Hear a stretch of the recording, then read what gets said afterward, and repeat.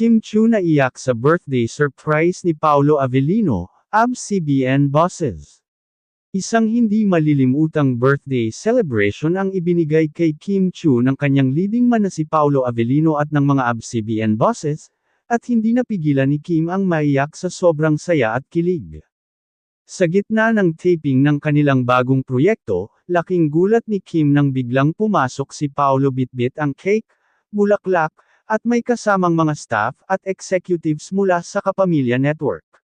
Habang kinakantahan siya ng "Happy Birthday", kitang-kita ang emosyon sa mukha ni Kim, at hindi nagtagal, pamatak na rin ang luha sa kanyang mga mata. Ayon sa mga nakasaksi sa intimate surprise, si Paolo mismo ang nag-request ng simpleng salo-salo para sa kanyang leading lady. "Gusto ko lang siyang mapasaya today," sabi ni Paolo. "She deserves all the love.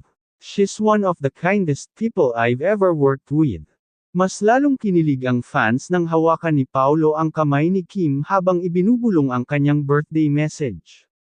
Bagamat hindi marinig sa video, makikita ang genuine connection ng dalawa, at parang silang dalawa lang ang nasa paligid.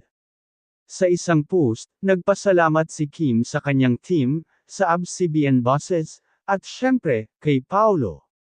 Aniya, "Hindi ko in-expect ito. Sobrang touched ako. Salamat sa lahat ng effort niyo, lalo na kay Paolo.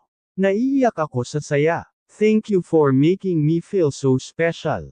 Trending agad sa social media ang mga hashtags na #KimChiBirthdaySurprise at #KimPaoFeels. Dahil damang-dama ng mga netizens ang kilig at pagmamahalan sa likod ng kamera.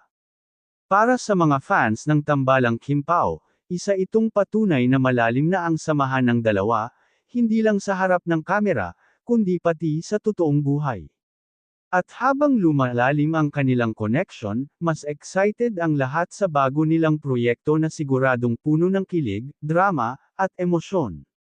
Abangan ang iba pang behind-the-scenes moments at updates tungkol sa tambalang Kim at Paolo, dito lang sa Celebrity Hub.